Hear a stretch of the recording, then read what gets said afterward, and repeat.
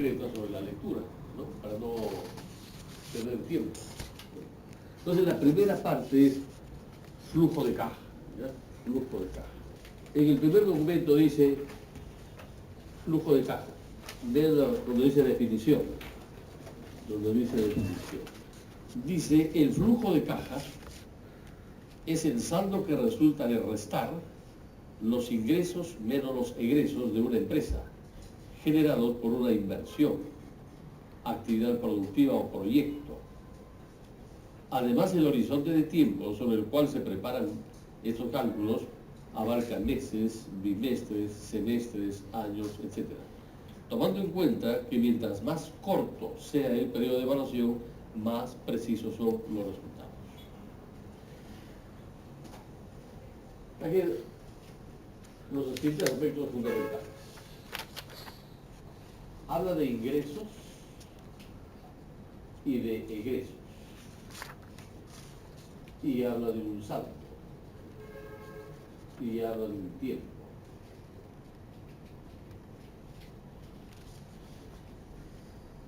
Justamente, flujo significa ingresos y egresos. Eso es flujo. Entonces, flujo significa ingresos y egresos. ¿Ingresos y egresos de qué? De dinero.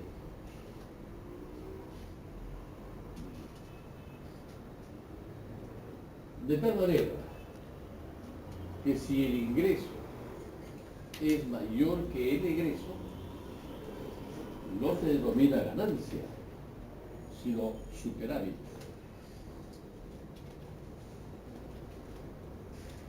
Y si el ingreso es menor que el egreso, no es pérdida, sino déficit.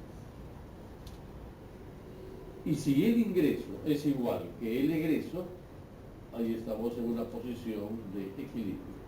Ahora bien, pero podría ser, ¿no?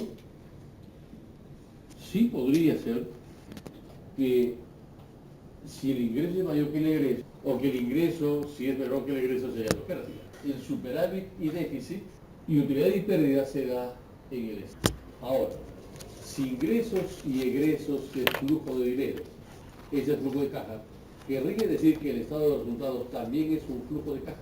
Si el estado de los resultados muestra también ingresos y egresos, quiere decir que el estado de los resultados es flujo de caja también. Lo que pasa es que no se denomina flujo de caja, porque el flujo de caja, como flujo de caja, muestra ingresos y egresos. En cambio, el estado de los resultados, que es un flujo de ingresos y egresos, entonces hay dos tipos de doctrina. Entonces hay política o doctrina del efectivo y hay política o doctrina del devengado. ¿Esto qué significa? Observen lo siguiente. Supongamos que durante el mes de marzo, han habido ventas por 1000 y gastos o ingresos y gastos por 600. Pero de estas ventas de 1000 se ha cobrado al contado 300 y de estos gastos se ha pagado 100. ¿Qué cifras irían al flujo de caja y qué cifras irían al estado de resultados? Política del efectivo significa, dice, regístrese ingresos y egresos cuando realmente se haya cobrado o se haya pagado. Se debe registrar ingresos y egresos cuando realmente se haya cobrado o pagado. En cambio, la política de efectivo dice, regístrese como ingresos y egresos que correspondan al periodo, independientemente que se haya cobrado o que se haya pagado. En este caso, ventas 1000, pero se han cobrado 300. Estos 1000, ¿dónde lo registramos? ¿En el flujo de caja o en el estado de resultados? Estado de resultados. Entonces, aquí sería ingresos, porque en la política del devengado no interesa si se ha cobrado o se ha pagado, no interesa. Lo que interesa es que ese ingreso corresponda al periodo. En marzo he vendido 1000. No me interesa si se ha cobrado todo o no se ha cobrado. Sin embargo, en el flujo de caja no me interesa si corresponde al periodo, sino que en ese periodo cuánto entró. Entonces aquí diríamos ingresos, egresos. ¿Cuántos son los gastos imputables a marzo? 600. Pero solamente se ha pagado. ¿Cuántos son los egresos que correspondan a marzo? No me interesa si se pagó o no se pagó. No se ven ustedes cuál es el resultado. Pero como este es flujo de caja, no digo que he ganado 200, sino que hay un superávit de caja. Tengo un saldo de efectivo de 200. En cambio aquí no. Esto es ganancia o utilidad. Ganancia o utilidad. Entonces, de aquí se deduce que la utilidad no significa liquidez. Entonces, la utilidad, yo he ganado por esta operación, en marzo he ganado 400, pero no tengo 400, tengo solamente. Entonces, la utilidad no significa liquidez. Una empresa puede tener utilidad y no tiene liquidez, pero ambos son flujos de caja. Ambos muestran ingresos, este bajo la política del efectivo y este la política del... Por eso es que es distinto. Ingresos y egresos, pero bajo doctrinas diferentes. Lo importante es saber, pero hay muchas personas, ¿no? Dueños de empresas, que creen que la utilidad es dinero. Y habría que hacerles entender de que habrían ganancias por cobrar.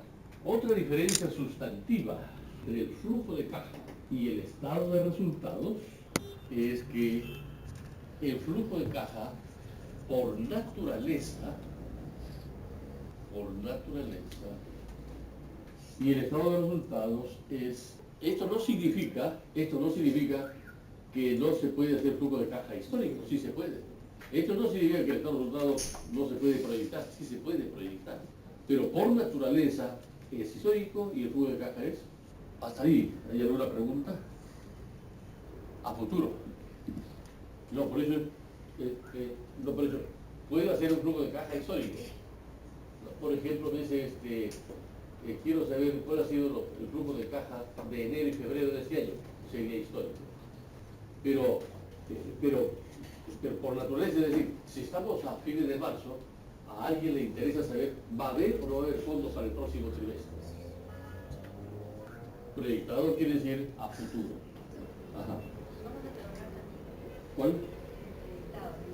Claro, ese es. Claro. Porque el tema es flujo de caja. Lo que no vamos a ver es estado de resultados. Pero estoy haciendo un paralelo. Porque muchas veces dice, el estado de resultados no es flujo de caja, sí es flujo de caja. El estado de resultados sí es un flujo de caja, porque muestra ingresos y egresos. Pero ahí está la diferencia, ¿no? La base, la doctrina de ingreso y egreso, y la base, la doctrina de ingreso y egreso en los Estados Unidos. ¿Y dónde queda el flujo de efectivo? Porque una cosa es el flujo de caja y otra cosa es el estado, que es lo que vamos a ver. Cómo se elabora el flujo de caja y para qué sirve, y cómo se elabora el estado del flujo de efectivo y para qué sirve. Bien, el flujo de caja ya lo definimos y después su comparativo con el estado de resultados. ¿Y el estado del flujo de efectivo? Ve lo siguiente, observe lo siguiente. Aquí está claro, con este ejemplo simple, qué cifras gana un estado financiero y qué cifras gana el otro. Digo estado financiero, pero en el Perú el flujo de caja no tiene categoría de estado financiero. En el Perú solamente se reconoce el balance, los resultados, el estado de cambio en el patrimonio y el flujo de efectivo. El flujo de caja no es estado financiero. Pero es mucho más útil que los propios balances y estado de resultados del flujo de caja. Porque todo el mundo pide, ¿no? Es una cosa anecdótica, ¿no? Se usa mucho más que el balance de los resultados y no tiene categoría de estado financiero. Pero es sumamente valioso. Los empresarios, los inversionistas, más que estados financieros, miran, el banco pide estados financieros, pero sobre todo, ahora hay varias formas de hacer flujo de caja. ¿Dónde queda el estado de flujo de efectivo? Observen lo siguiente. El saldo de efectivo de la empresa A al 31 de diciembre fue de 800 y al 11 de marzo 700. La empresa B cerró el balance el 31 de diciembre con efectivo 1.400 y al 11 de marzo tiene 1.600. Vamos a ver qué cambios ha habido en el saldo de efectivo. En la empresa A tenía 800, ahora 700. Tiene menos, ha habido un cambio de menos. La empresa B en diciembre tenía 1.400, ahora tiene 1.600. El saldo de efectivo ha aumentado en... ¿Cuál de las dos empresas tiene una mejor posición financiera en cuanto al efectivo? Podríamos decir que la empresa B tiene mejor posición que la empresa A. Da la sensación. Claro, lo sabemos. Como aquí tengo un saldo de menos de 100 y aquí tengo más 200, da la sensación que esto es mejor, o esto está bien y esto está mal. Esta disminución del saldo puede ser favorable, como también podría ser desfavorable. Este incremento de 200 puede ser favorable, pero también podría ser desfavorable. Entonces aquí se plantea una cosa. ¿Y cuándo sabemos que una disminución se comporta favorablemente o se comporta desfavorablemente? ¿Cómo puedo afirmar que este incremento del efectivo es favorable o desfavorable? Porque tiene las dos posibilidades. Justamente, para saber si la disminución es favorable o desfavorable, o el incremento es favorable o desfavorable, es la única herramienta.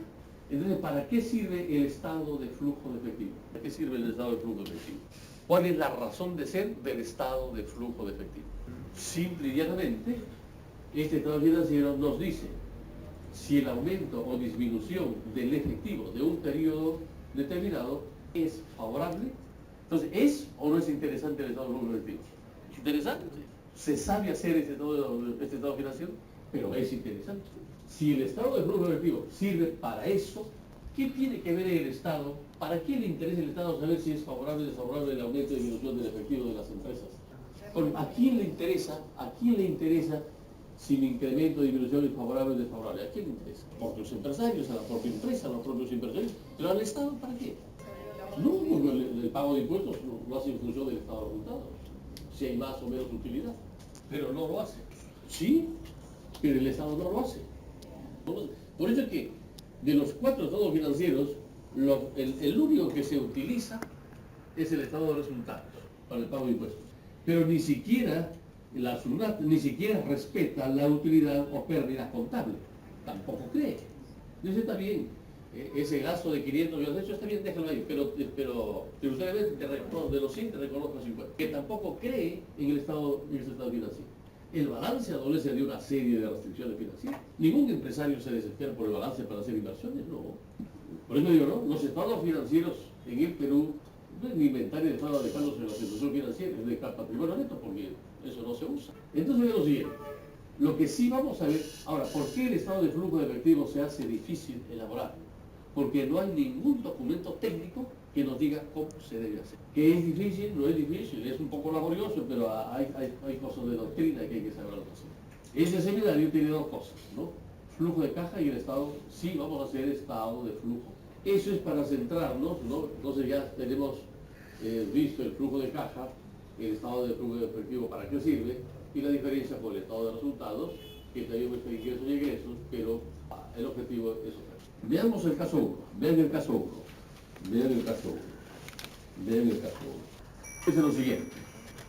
Durante el último trimestre del 2016, Carlos Cifuentes y Silvana Carrasco constituyeron una empresa comercial dedicada inicialmente a la compra-venta de madera de cedro. Estiman un capital inicial de 45.000 soles. Ambos socios aportarían 20.000 y la diferencia mediante un préstamo bancario. El depósito en cuenta corriente de la empresa se efectuó el primer día útil de enero del 2017. En forma individual, ambos socios tenían experiencia financiera y tenían buena calificación bancaria. Esta situación les valió para que la gestión del préstamo se haga efectivo bajo las siguientes condiciones. Monto, 25.000. 10 cuotas uniformes. Frecuencia mensual, con una tasa efectiva anual del 28,5%, con un periodo de gracia sobre el pago de intereses de 2 primeros meses. Esas son las condiciones. El préstamo se haría efectivo a inicios, operaciones. En enero alquilan un local cuya renta mensual asciende a 2.500. Tardará una quincena en acondicionarlo. Se hace un depósito en garantía equivalente a 2 meses, más el correspondiente al primer mes. Esto es egreso, porque ya sabemos que el flujo de caja tiene ingresos. Las obras de acondicionamiento costarán 5.000 soles y que pagará de la siguiente forma: 50% al inicio del trabajo y 50% al término del mismo. Aquí en general los 5.000 se pagan en enero. En cuanto al mobiliario, adquiere una máquina registradora, estanterías, muebles y mostrador por un total de 4.000 en enero, que se deprecia en 20 años. el proveedor acepta el pago en dos partes, efectivo el 40% y una letra, se adquiere en enero dos máquinas, una cortadora y una cepilladora, ambas cotizadas en 15.600 cada una. Cuota inicial en efectivo 20% y tres letras de igual importe con vencimiento cada 30 días. El seguro de incendio y robo le costará 5.000 y se pagará en 10 meses a partir de marzo. Encarga a un analista de marketing que le estime las ventas mensuales que puede realizar durante el primer año y obtiene los siguientes datos. Ahí tenemos mes a mes la cantidad de pies de madera que estaría vendiendo. Dice, respecto a la política de venta, se determina para este primer año al contado. El precio por pie se determina en 8.50, aquí está mal la lección, ¿no? El precio se determina en 8.50 el pie métrico. O sea, el precio por pie se determina en 8.50 el pie métrico. Bueno, no, es 8.50 el pie maderero. La empresa compra mercaderías teniendo en cuenta un stock mínimo equivalente al 30% del volumen. El precio del proveedor es de 5.25 el pie. Y como política, contado 60% y una letra a 30 días por el 40%. A lo largo del año se necesitan 3 empleados permanentes, de enero hasta julio, y a partir de agosto 4 empleados permanentes. Pero en el mes de julio se contratará a un empleado más y para diciembre igualmente se necesitará un empleado más. El salario de cada empleado es de 2.000 mensual. Están incluidos el prorrateo de pagos extraordinarios y demás conceptos por beneficio social. Negocia con la municipalidad el aplazamiento de pago de los gastos de constitución y como resultado de las negociaciones deberá pagar dichos impuestos, tasas y contribuciones en 4 cuotas, en marzo, abril, mayo. Por concepto de suministros de agua, luz y teléfono se ha presupuestado un gasto promedio por mes de 500 soles. Se estima para el mes de agosto la compra de otra máquina cortadora valorizada en 19.800 y la construcción de un techo aligerado valorizado en 6.900. La máquina se financia con el mismo proveedor en 6 meses más 2,5% de interés mensual. La cuenta corriente del banco deberá ingresar los saldos positivos de cada mes y obtiene una línea de crédito para cubrir los saldos negativos, déficit, que pudieran aparecer en los distintos meses del año. Cuando en un determinado mes se produzca déficit, se recurrirá en primer lugar a la cuenta corriente para intentar cubrirlo. En caso de que no hubiese bastante saldo para cubrirlo, se recurre a la línea de crédito. Se establece como política financiera mantener un nivel mínimo de caja. Bien, con esto queremos hacer el flujo de caja de enero a diciembre, todo el 2017. Veamos, entonces ahí tienen un formato.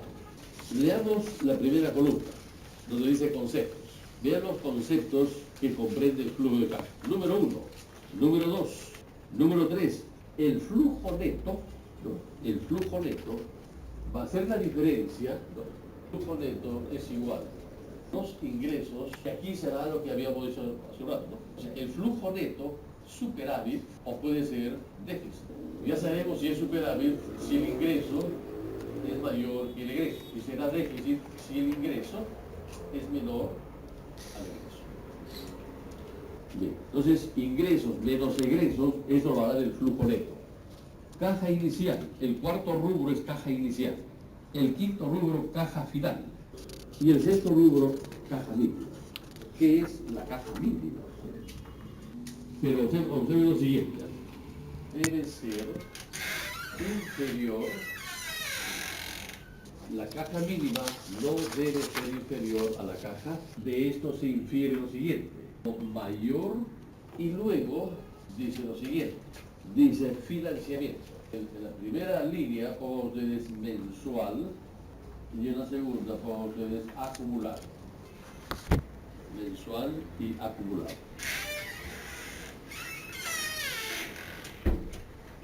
Y en las columnas, eso en este caso representa los meses. Entonces, en la parte superior de cada columna pongan ustedes enero, febrero, marzo hasta diciembre. Bien, entonces vamos a ver. Vamos a ver.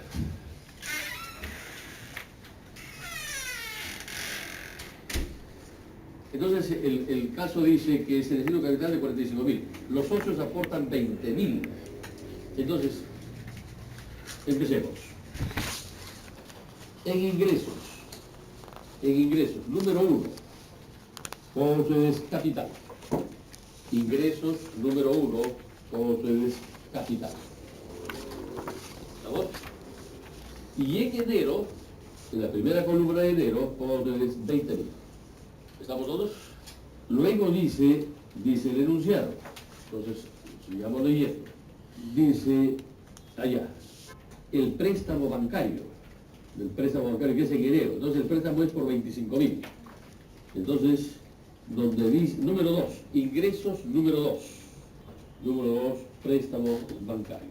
Y en enero, pongan ustedes 25.000. ¿Hasta ahí estamos? Bien. Pero este préstamo va a acarrear egresos, porque hay que pagarlo, ¿no?, mensualmente, ¿no? Tenemos 2 meses de gracia, entonces, así como hemos programado el ingreso por 20.000, hay que programar ya los egresos que estaría generando este préstamo. Entonces, vamos a hacer lo siguiente, cálculos.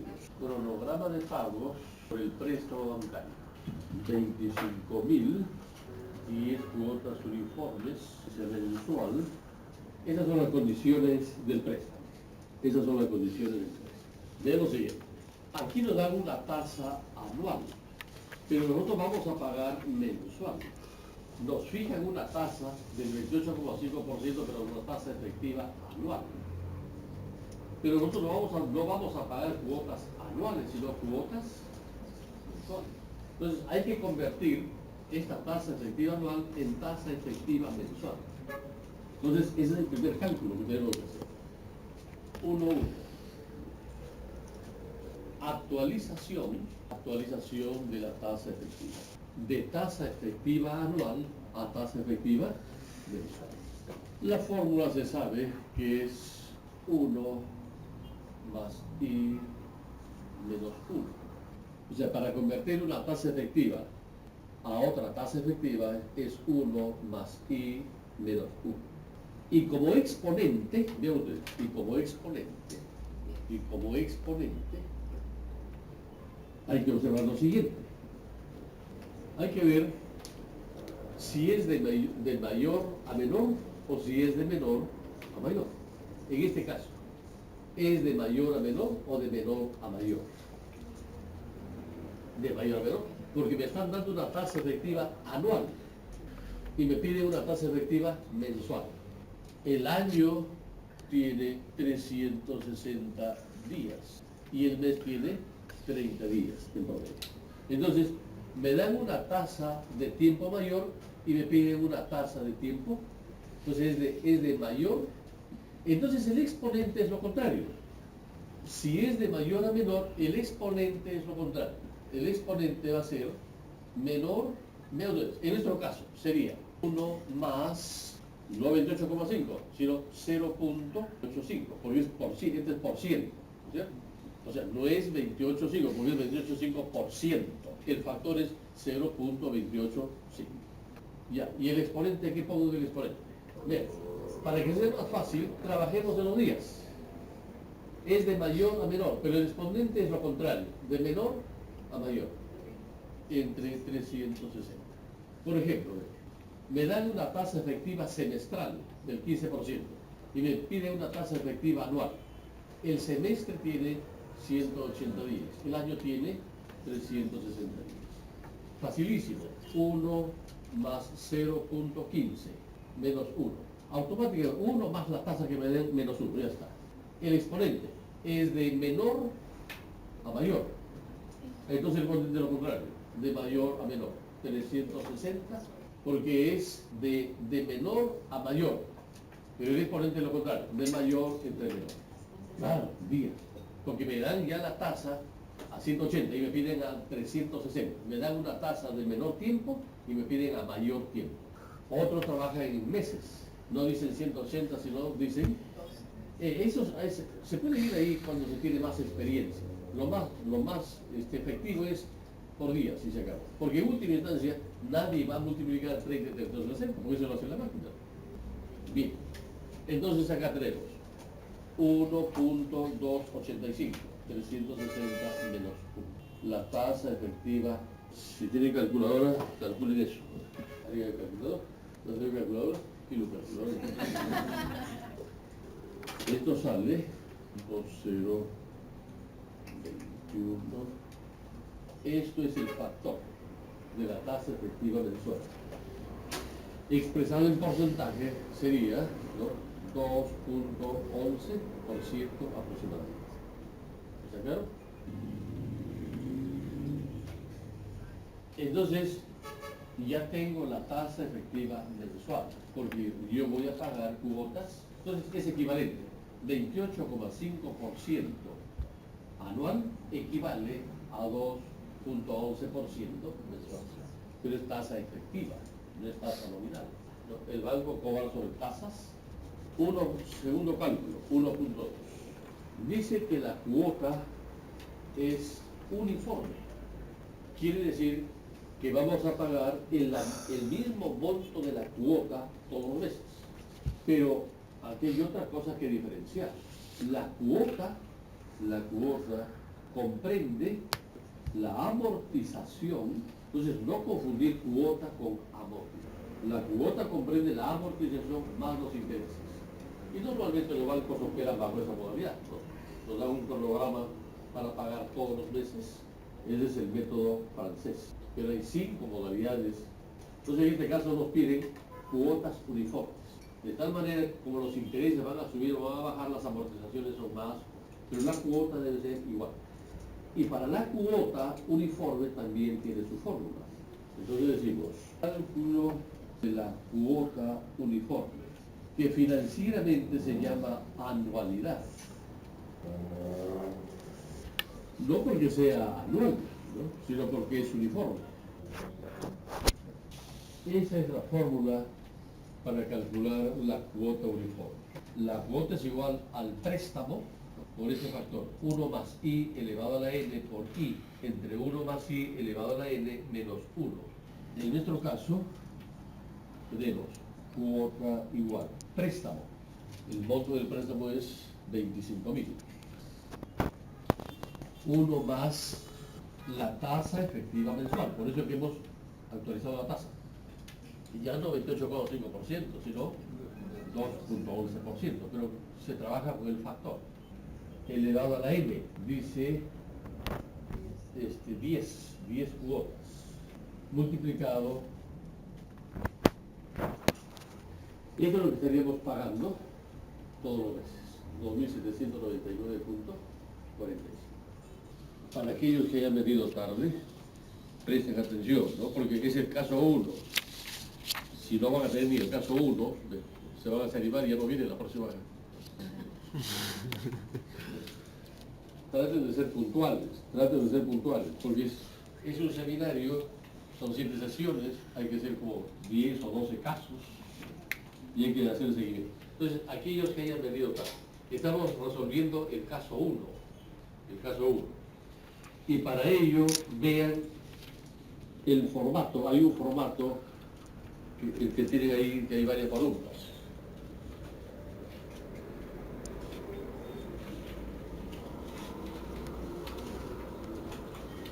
¿Cierto?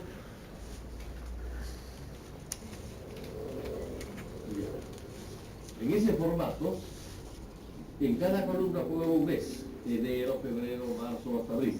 De enero hasta diciembre.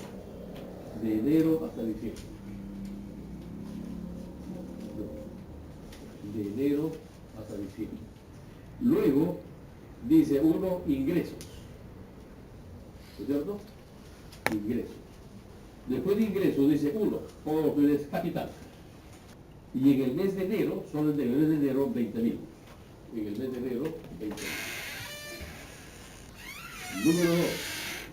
Número 2, préstamo bancario, o simplemente préstamo. Número 2, préstamo o préstamo bancario.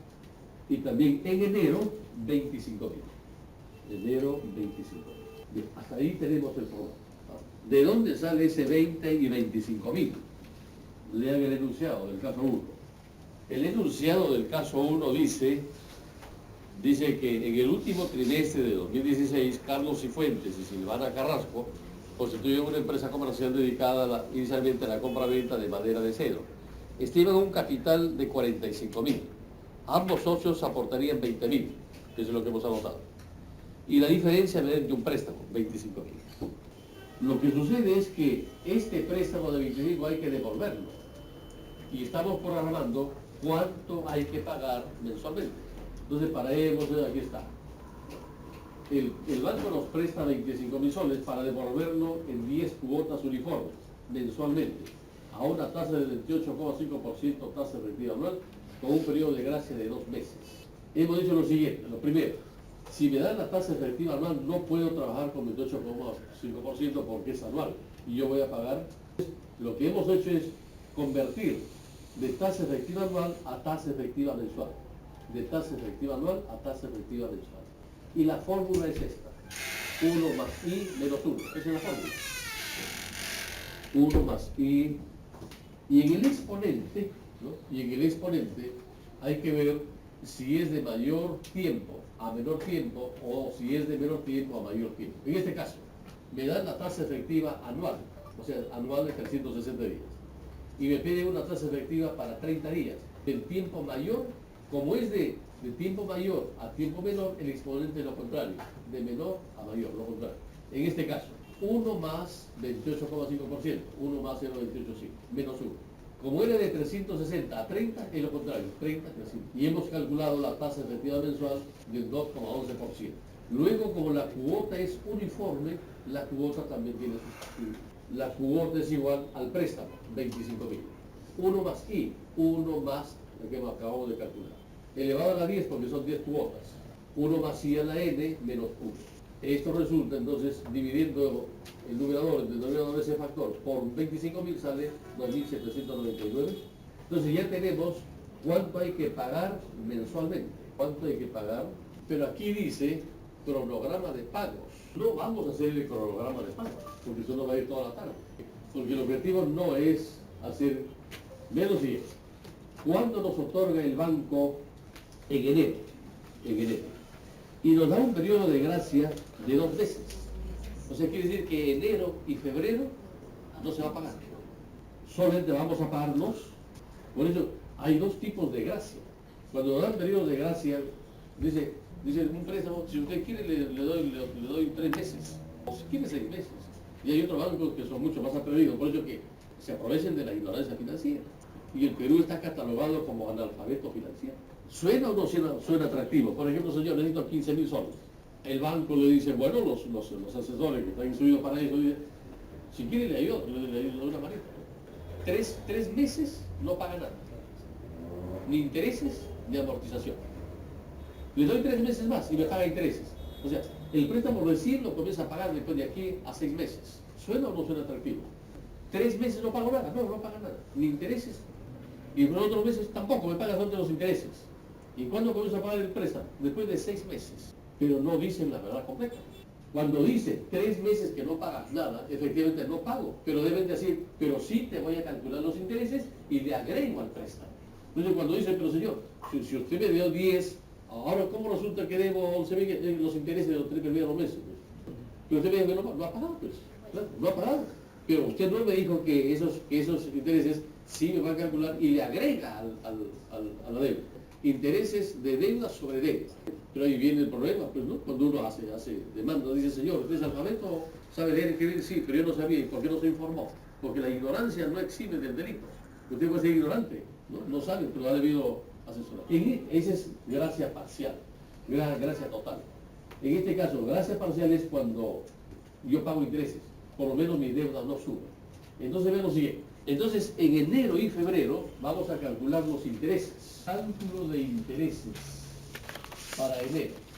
La deuda es por la tasa, porque esa es la tasa mensual por la deuda. Y esto sale 500 para febrero. Es lo mismo, porque en enero no he amortizado nada. Sigo debiendo por la tasa mensual. ¿Está claro? En enero nos dan el préstamo, 25 millones, y enero y febrero no amortizamos. Solamente hay que pagar en el flujo de caja. Su flujo de caja. En el formato. Donde dice egresos. Dice 2 egresos. Número 1, intereses. Número 1, intereses. en enero y en febrero pongan 527.91. En enero y febrero. Les pregunto, ¿quieren trabajar con decimales o lo redondeamos solamente para fin? Entonces pongan 528. En enero, 528. En enero y en febrero. Enero y febrero. 528. ¿Estamos? Y luego ya viene, a partir de marzo hasta diciembre, porque son 10 meses, 10 cuotas de 2.799. Vamos a poner 2.700, 2.800. Entonces, número 3, egreso número 3, perdón, número 2. Egreso número 2. Cuota préstamo. O simplemente cuota préstamo. A partir de marzo, enero, febrero no, de marzo hasta diciembre, 2.800, estamos redondeando, 2.800, de marzo hasta diciembre. Podría ser, sí. No, depende del banco. A veces dice, generalmente si el préstamo es después del día 15, dice ya corre otra vez. Entonces aquí estamos partiendo del supuesto que nos han dado los primeros días de enero. O ya con el banco se negocia, ¿no? Dice, bueno, puede ser enero, puede ser febrero y marzo, ya depende del banco que lo acepte. No se paga, no se amortiza, porque estamos pagando intereses, pero no se amortiza. Así es. No. Miren lo siguiente. La cuota comprende amortización más intereses. Pero cuando hay periodos de gracia, la cuota puede ser igual, o sea, la cuota para enero y febrero va a ser en este caso, la cuota es igual al interés. Enero y febrero, porque son 2 meses. Ya, eso por ejemplo depende ya del banco. Por ejemplo, ¿qué pasa? Claro. Por ejemplo, aquí estamos partiendo del supuesto que nos han dado el préstamo los primeros días de enero. Usted dice, pero ¿por qué no puede ser de febrero? Si me están dando en enero. Bueno, pues ya, si le cae y se ingresa a la sesión, dice, bueno, ya por ser tú, ya hasta de febrero, si lo negocias. Pero ya, cuando inicia, y eso depende de la transacción entre el cliente y el banco. En este caso estamos partiendo, me dan en enero, y en enero me están haciendo el cómputo del periodo. Podría ser el reciente, sí. Si es periodo de gracia parcial, la cuota es igual al interés. Gracia total, donde me dice que no pago ni interés ni amortización, la cuota, no hay amortización, no hay intereses, la cuota sería 0. Porque se pagan intereses. Como en este caso. Sí pago intereses. Se paga intereses, no se amortiza. Por eso acá, ¿ves? En enero, ¿cuánto debíamos? 25.000. Y en febrero, ¿cuánto debo? 25.000, porque no he amortizado. Claro. Cuando es gracia total, ahí sí la cuota es 0, porque no hay amortización ni interés. Vean lo siguiente, en este mismo caso, ¿qué pasa si fuese gracia total? En enero es igual, 527, pero para febrero ya no.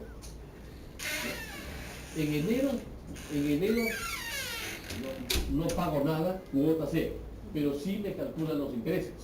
Pero para febrero, ojo, para febrero sería 25.528. Entonces, mi deuda es 25.000. ¿Y cuál sería el interés para febrero? No le calculo sobre 25, sino sobre 25.528 por 0.02. En enero no he amortizado, tampoco he pagado intereses. En febrero, ¿no? La deuda subió 25.000 más 528 que no pagué, pero me han calculado y le suman al préstamo. De tal manera que en febrero ya no debo 25.000, ya estoy debiendo 25.528, así como la tarjeta. Por eso el señor, pero bueno, no he amortizado, pero ¿por qué sube la deuda? Si no he pagado, pero por lo menos la deuda, ¿por qué no se mantiene? Y sigue subiendo. Porque me calculan los intereses y los capitalizan. Para el próximo interés, ¿por qué no me calculo sobre 25.000? Porque usted no pagó los intereses. Ahora ya debo 5.528. En febrero le calculo más intereses y le sumo. Ya llega a 26.000. En marzo, cuando recibimos la deuda, pero si usted me ha dado 25, en 2 meses ha subido 1.000, sí, por los intereses. Y usted me ha dicho que no pague. No ha pagado, pues. Ha pagado de eso, no he pagado. Pero no me dijo que le iban a calcular y le iban a agregar a la deuda. O sea, no conviene aceptar periodo de gracia total. No. Parcial sí, porque por lo menos pago el interés, pero no sube la deuda. La gracia total no conviene. Salvo ya pues que sea necesidad, ¿qué es eso? ¿Está claro? Entonces en el flujo de caja, hasta ahora, ¿qué tenemos? Tenemos como ingresos, ¿no? Tenemos como ingresos, dos ingresos en enero. En enero, 20.000 por el capital de los socios y 25.000 por el préstamo bancario. Y en egreso tenemos intereses, 528 soles en enero y febrero, y la cuota del préstamo de marzo hasta diciembre, 2.008. Sigamos leyendo, dice operaciones. Dice, en enero alquila un local cuya renta mensual asciende a 2.500 y tardará una quincena en acondicionarlo. Se hace un depósito en garantía equivalente a 2 meses más el correspondiente al primer mes. Entonces, en enero estaríamos pagando 7.500. Entonces, en egreso, pongan egreso. Egreso número 3, alquileres. Egreso número 3, alquileres. En enero, 7.500. ¿La garantía? No, en el flujo de caja, mire que en el flujo de caja, ¿qué interesa? ¿Cuánto va a haber de ingresos y cuánto va a haber de egresos? Claro que sí, conviene saber, pero ese es contablemente. Ya para efectos contables sí, porque la garantía va a ser otras cuentas por cobrar. Y los intereses van a ir al estado de resultado, pero es otra derivación. Aquí lo que queremos saber cuánto vamos a tener y cuánto vamos a pagar. Claro que sí interesa cuánto de garantía, cuánto es el interés, etc. Entonces, alquileres, en enero 7.500. Luego dice, el acondicionamiento costará 5.000 que se pagará de la siguiente forma, 50% al inicio y 50% al término. Como es 15 días, los 5.000 se van a pagar en enero. Entonces, egreso número 4, acondicionamiento. Egreso número 4, acondicionamiento. En enero 5.000. ¿Sí? ¿Alguna duda? O sea, a principio de enero. Y el otro es aquí el 15 de enero. O sea, todo se paga en enero. Porque dice que dura una quincena. Los dos pagos se van a hacer en enero. Porque dice que hay que pagar un fondo de garantía equivalente a 2 meses. Más el mes un mes, el primer mes. O sea, estamos pagando el de 3 meses. Luego dice lo siguiente. En cuanto al mobiliario, se adquiere máquina registradora, etcétera, etcétera, por un total de 4.000 en enero, que se deprecia en 20 años. Por ejemplo, aquí no nos interesa para nada la depreciación. Ya para fines contables sí, pero contablemente no interesa la depreciación. Entonces, simplemente, egreso número 5, muebles y enseres. Muebles y enseres. Enero 4.000. Enero 4.000. Ah, no, está mal. No. Sí. Sí, está mal. Entonces, en enero sería 1.600. Muebles y enseres en enero 1.600. Y 2.400 en febrero. Entonces, muebles y enseres, enero 1.600 y febrero 2.000. Bien. Luego tenemos siguiente cálculo. Se adquieren en enero 2 máquinas cortadoras y empeñadoras, 15.600 euros. Entonces, 15.600 por 2, 31.200. Cuota inicial en efectivo 20%. 20% de 31.200. Y 3 letras,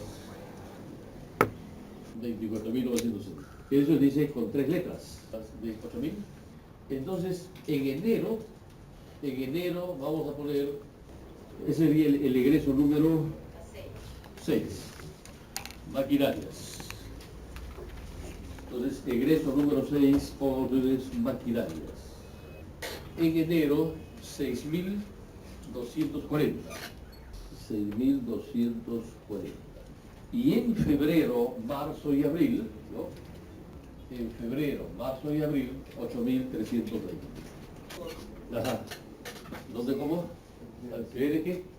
Ah, sí, nos ha faltado. Sí, tiene razón. Entonces regresemos al número 3. El número 3, está bien. En alquileres hemos puesto en enero 7.500, pero a partir de febrero hasta diciembre 2.500, todos los meses. Tiene razón. Entonces complete. En el número 3, en alquileres, enero 7.500, pero todos los meses restantes 2.500. De febrero hasta diciembre 2.500. Bien. Entonces en el 6 queda enero 6.240 y febrero, marzo y abril 8.300. Seguimos. Luego dice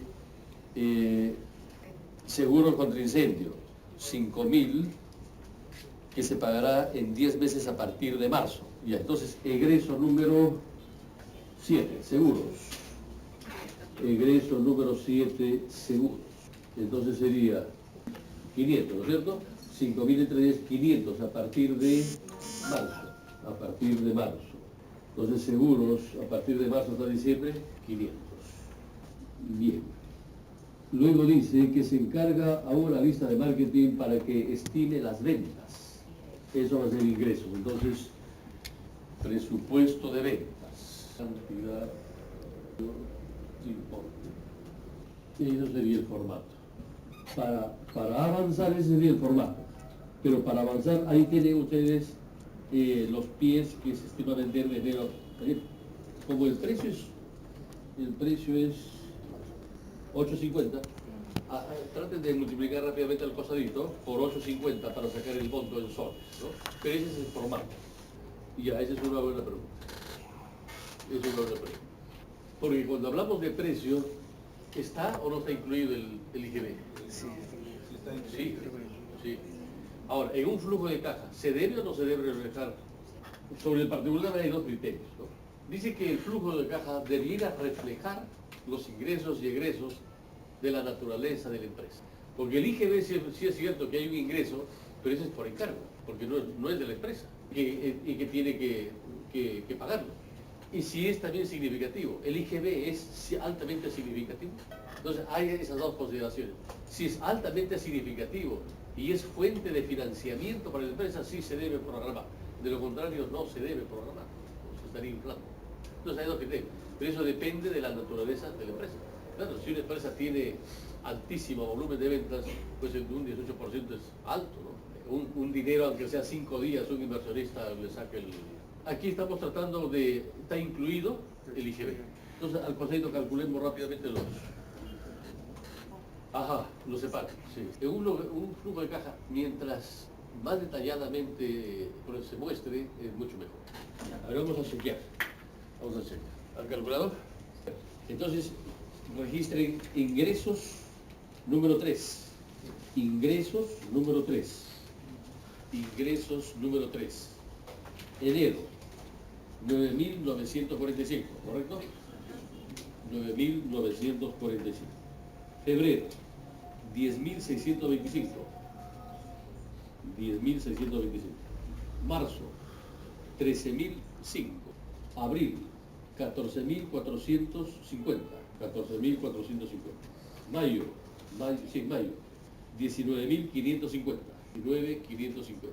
23.450. 23.450. 60. ¿Sí? 460. 23.460. Ajá. Ya, 23.460. Julio, 33.150. Ya, 33.150. 39.780. 39.780. Septiembre, 45.730. 730. 56.950. 56.950. Noviembre, 61.200. Y en diciembre, 85.000. Pero vean ustedes por qué hemos registrado esto como ingresos. Porque en el enunciado dice que respecto a la política de ventas se determina para este primer año al contado. Vamos a ver otros casos donde no es al contado. El siguiente dato. La empresa comprará mercaderías teniendo en cuenta un stock mínimo equivalente al 30% del volumen de las ventas. El precio del proveedor es 4.25, 60% al contado y el 40% con una letra. Entonces aquí hay que hacer el presupuesto de compras. Es el mes a mes. Presupuesto de ventas más inventario final, eso es lo que hay que comparar. En enero, ¿cuánto es el presupuesto de ventas? Acabamos de hacerlo. ¿Cuánto? 9.900. Ya, pongan 9.945. ¿Me pusieron? 9.945 ¿qué? No, pero ¿qué cosa? 9.945 ¿qué? Soles. ¿Qué? ¿Vamos a comprar soles? Claro. ¿Qué vamos a comprar? Madera. Estos son soles. Entonces tenemos que poner los pies de madera que vamos a vender. Sí, entonces, ¿no? Claro, 1.100. Ahí se coloca lo que se va a comprar dinero. Para borrar, ya no se olviden, ¿no? Eso es lo que los pies madereros que tenemos que vender. Dice que se necesita un stock equivalente al 30%. Nos están pidiendo un stock equivalente al 30%. Entonces necesitamos un stock del 30%.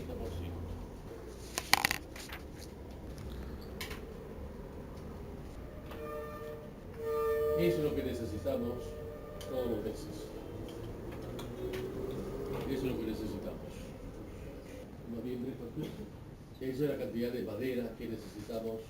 En enero, por ejemplo, necesitamos de un pie de madera, 1.170 para vender y 371 que queda. Tenemos actualmente stock en el almacén en enero, entonces tenemos que comprar 1.500. En febrero, año no hay stock del mes anterior. El inventario final de un periodo ya habría menos 351 pies que hay en stock. Haríamos solamente la diferencia.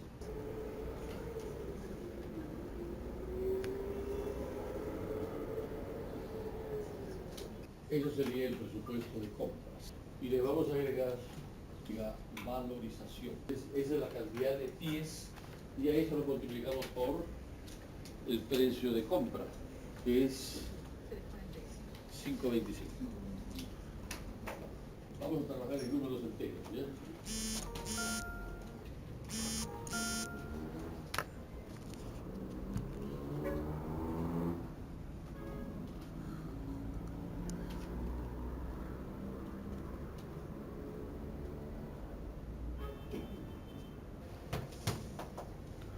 Entonces ya tenemos el presupuesto de compras valorizado. Entonces, ¿a dónde pasaría eso? En el flujo de caja. ¿Como ingresos o egresos? Como egresos, pero si fuera al contado. Pero como aquí hay una política que solamente se paga una parte del contado, el otro no. Entonces, con esto hay que hacer un cronograma de pago. Va a ser a su pequeño y luego continuamos. Va a ser azul.